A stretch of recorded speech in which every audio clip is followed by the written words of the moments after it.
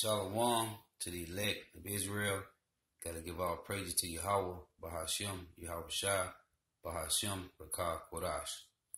Double honors to the apostles and elders of Great Millstone who rule well, who teach well, and a sincere salutation to all the Akim pushing this truth throughout the four ends of the earth with them to hopefully elect. Shalom to the Akwaf who are listening and learning.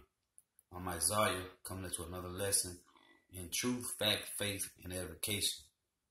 This is all about truth, facts, and faith, and edification. So this is another little short lesson I'm doing about Russia gearing up for World War III, man. And they're about to bring the heat to North America with their hypersonic missiles. So I'm going to play this. New Vanguard hypersonic missile which flies 27 times faster than the speed of sound.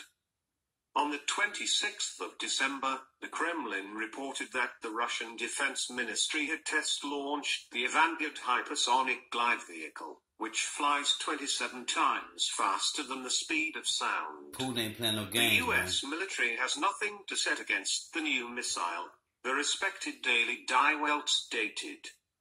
The successfully launched hypersonic glide vehicle Vanguard, dubbed a New Year's present to the nation by Russian President Vladimir Putin, has alarmed military and defense experts in the US and Europe, according to the German outlet. On the 26th of December, the weapon was launched from a missile base in the southern Ural Mountains and successfully hit a practice target on Kamchatka, 6,000 kilometers, 3,700 miles, away. Die Welt points out that it has long been known to the West that the Russians have been developing and testing hypersonic weapons. The work on the Vanguard began after 2002 when the US withdrew from the 1972 Anti-Ballistic Missile Treaty and began developing defenses against ballistic missiles. Although the glider, able to carry megaton weapon, was presented along with SAMAT missile system tests, super-fast drone torpedoes, cruise missiles with nuclear power plants, the air missile system Kinzhal, as well as laser and hypersonic weapons as one of the newest additions to the Russian arms complex in March. The newspaper claims it to be proof of saber-rattling by the great powers in the wake of US President Donald Trump announcing his country's withdrawal from the 1987 INF Treaty in October. What makes a Vanguard unique is its maneuverability, as the vehicle constantly changes its course and altitude while it flies through the atmosphere, zigzagging on its path to its target, making it impossible to predict the weapon's location, as former Russian Defense Minister Sergei Ivanov revealed. This characteristic ensures that the target this hypersonic missile is actually heading to remains virtually secret, according to the US think tank RAND Corporation. According to Die Welt, current US radars cannot yet locate such a missile over sufficient distances. You have to cover thousands of miles, not hundreds, Chief Engineer of the Pentagon and ex-Chief of NASA Michael Griffin told an expert panel shortly before the test launch, pointing out at the curvature of the globe, limiting the coverage of radars, taking the vastness of the Western Pacific Ocean and the lack of islands for radar. According to the outlet, the US would probably have to install a network of reconnaissance sensors in space to handle this problem. Griffin also pointed out that not only Russia, but also China is working intensively on hypersonic weapons, surpassing the US. China tested more hypersonic weapons last year than we did in a decade. We have to change that, he stated.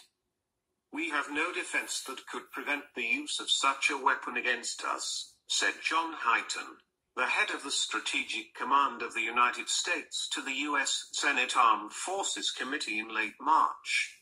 Pressed with these developments, the Pentagon Research Agency DARPA published an urgent call under the slogan Glide Breaker Programs in the Industry on the 6th of November to come up with suggestions how a defense system for hypersonic weapon gliders in the upper air layers would look like. However, Die Welt points out that the details remain secret. Thank you for watching. Please. Hey man, North America Edomites has nothing on the Russian Edomites. Here go another clip about war and rumors of war. Senators are urging Washington to engage in urgent dialogue with Moscow to minimize the risk of conflict. They've written a letter to the U.S. Secretary of State Rex Tillerson. Here is an extract. A US-Russia strategic dialogue is more urgent following President Putin's public address on March the 1st, when he referred to several new nuclear weapons Russia is reportedly developing, including a cruise missile and a nuclear underwater drone, which are not currently limited by the New START treaty and would be destabilizing if deployed. And RT's Jacqueline Verga joining me live now in the studio to discuss this further. Some are asking, what's prompted the senators to write this letter? Some people are already saying, well, once Putin unveiled those big guns, it's prompted some to potentially change tack. Your thoughts? Yeah, I mean, it really does seem that on March 1st, when Putin came out and unveiled all this, he really did sort of hit his target of getting people to wake up and listen finally. And within the letter, it's urging Tillerson to begin strategic talks with Russia immediately without taking any pause there. But it's also chock full of warnings and accusations when it comes to Russia as well, touching on everything from, Russia's involvement in Syria to the ever-present accusation of Russia having interfered in the 2016 presidential election.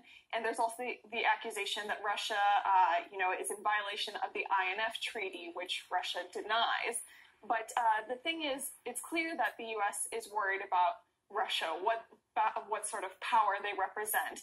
But the fact is, Russia has also been concerned for quite a while when it comes to actions that the U.S. has been taking, not the least of which being, Washington's expanding deployment of missile defense systems. They have them in Alaska. They have them in California. Also, NATO's continuous expansion into Eastern Europe.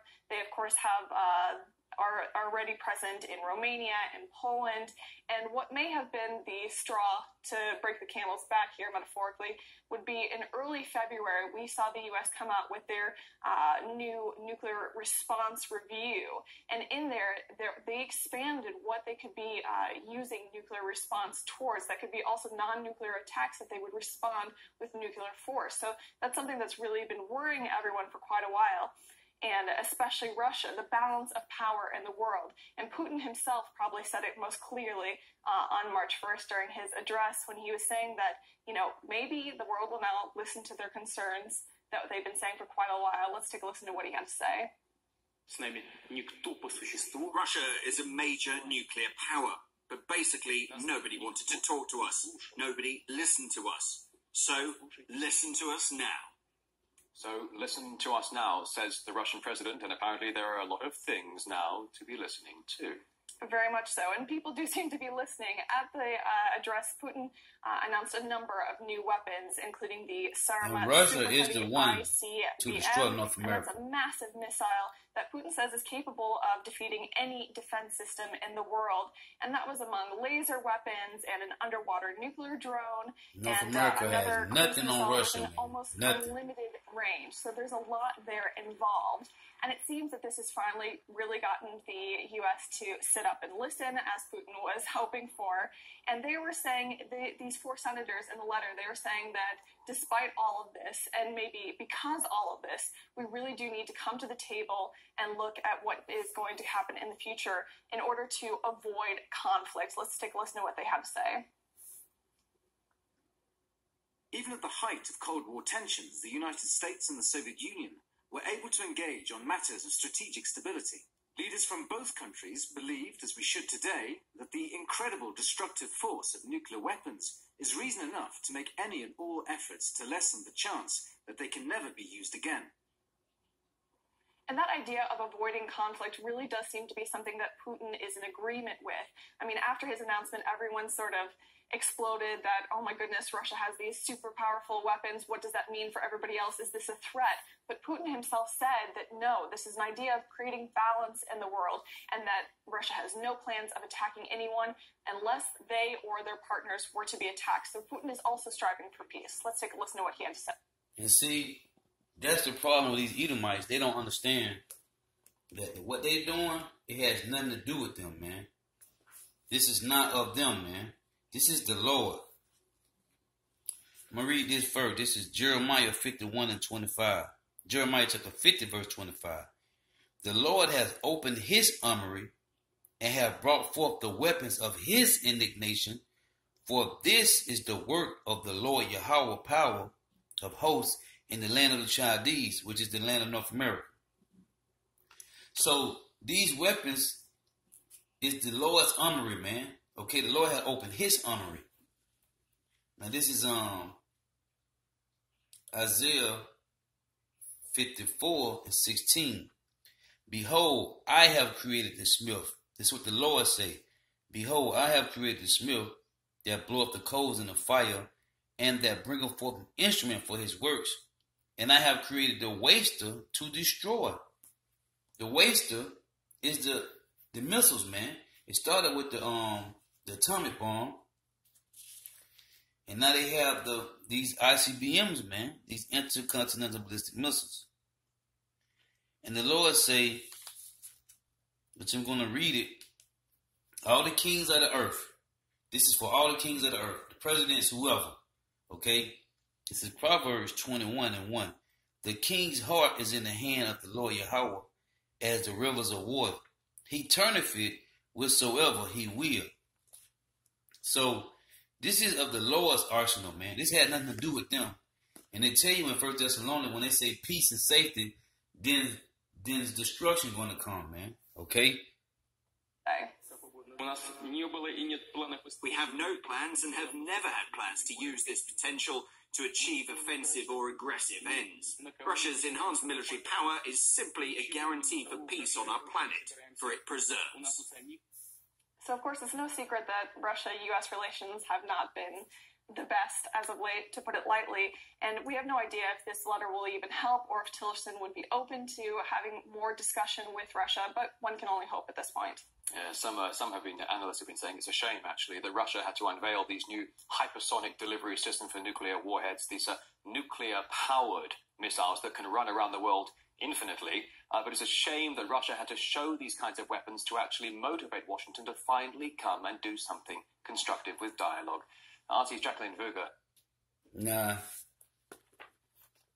This is Jeremiah chapter 50 and verse 9. For lo, I will raise and cause to come up against Babylon, spiritual Babylon, okay, the virgin daughter of Babylon, the mystery of Babylon, to my North America.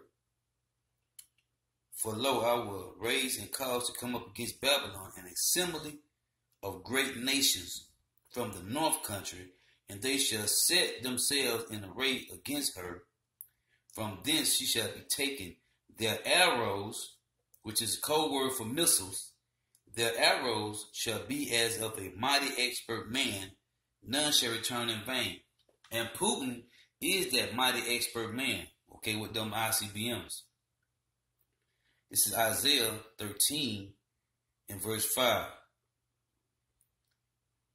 I'm going to start at verse 4. The noise of a multitude in the mountains, meaning governments, kingdoms, like as a great people, a tumultuous noise of the kingdoms of nations gathered together.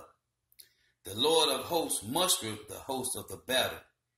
They come from a far country, talking about the missiles, from the ends of heaven, even the Lord Yahweh, and the weapons of his indignation to destroy the whole land. How ye, for the day of the Lord is at hand, it shall come as a destruction from the Almighty. Therefore shall all hands be faint, and every man's heart shall melt, meaning they're going to have heart attacks, man. And they shall be afraid, pains and sorrows shall take hold of them. They shall be in pain as a woman that travaileth. They shall be amazed one at another. Their faces shall be as flames. Behold, the day of the Lord Yahweh cometh, cruel both with wrath and fierce anger, to lay the land desolate, and he shall destroy the sinners thereof. He shall destroy the sinners thereof out of it. Okay? So, them missiles, man, okay, it just said that they shall be shot. They shall come from a far country, from the heaven, even from the Lord, and the weapons of his indignation to destroy the whole land, man. You're talking about the missiles, man. Okay? That's why he said he is gathering these nations round about, man, to shoot their arrows at North America, man. At North America, okay? Here's another clip about more war and rumors of wars. The Kingdom of Saudi Arabia is reshuffling the deck, so to speak, their cabinet for the first time since the killing of Saudi journalist Jamal Khashoggi. Former finance minister Ibrahim al-Assaf will now lead the foreign ministry, replacing Adel al-Jubeir. The move is thought to be, in part, from increased pressure from the United States. Meanwhile, President Donald Trump is returning from a surprise visit to troops in Iraq. Trump told a crowd of U.S. troops that as forces return from Syria, the U.S. will be watching ISIS and Iran.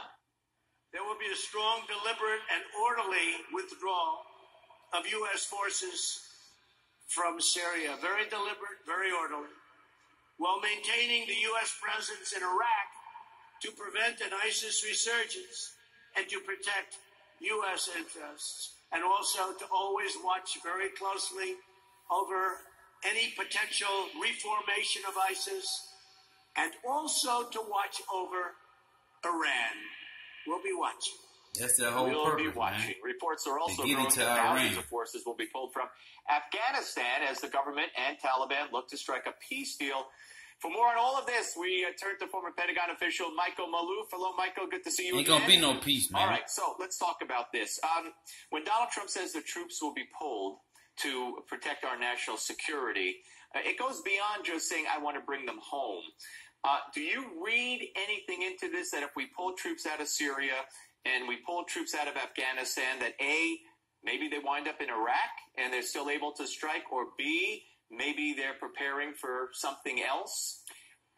The troops are going to remain in the area. They're all special forces, and you're going to need special forces for something larger. I think that they're being repositioned, and my concern is that That's what's going on, man.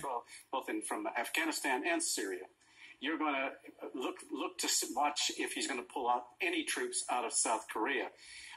And the fact that he mentioned Iran is something I think we need to be concerned about. That's where he's trying to go in Iran to get their oil, man. Israel was very unhappy with the U.S. pullout of Syria, thinking that it was an impediment to Iran coming to the Mediterranean. Well, they're already there. The reality is that he's doing more provocations now, just in Syria, just in recent days, over Lebanon. I think things are brewing, and I think that Trump will be using these troops ultimately for something bigger in Iran, potentially against Iran at the beginning, maybe just after the beginning of the year. Is that the logic behind all this? Because I can't figure out why, with everybody on both sides of the aisle seeming to be against the move. And I've heard silence from people like John Bolton, who I imagine is not happy with this. And, of course, Mattis resigned over it.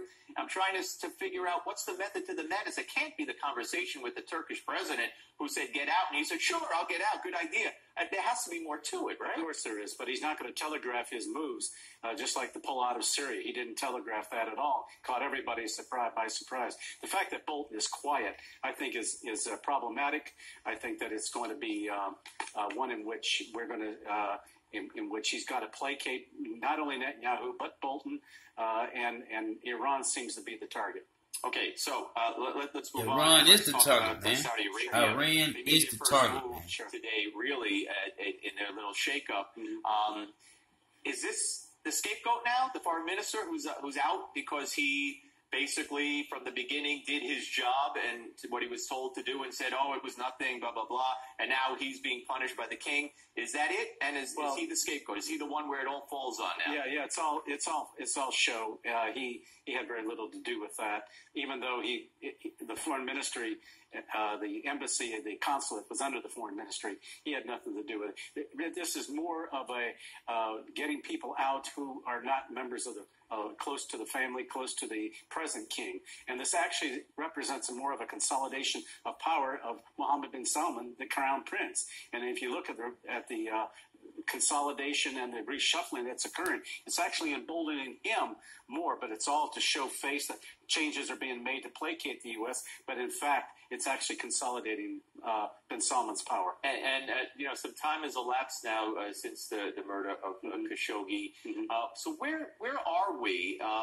The United States, the Senate has toyed with some bills of condemnation, and Trump has been very clear that he doesn't believe that it's in our national interest to end the relationship, and not just because of the money with the planes and oil, as the military hardware, as everybody says, but strategically, and again, going against what he described as evil in Iran. So my question is, the United States, rest of the world, have they suffered any punishment, quote unquote, foreign policy changes, and will there be any going forward as we get more and more removed?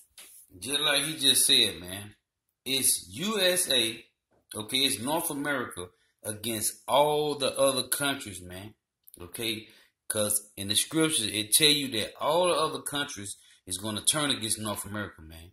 Every last one of them. I just read to you in Jeremiah chapter 50 in verse 9. For lo, I will raise and cause to come up against Babylon an assembly of great nations, okay, with an S, from the north country, and they shall set themselves in array against her. All the other countries are going to set themselves against North America. From thence she shall be taken.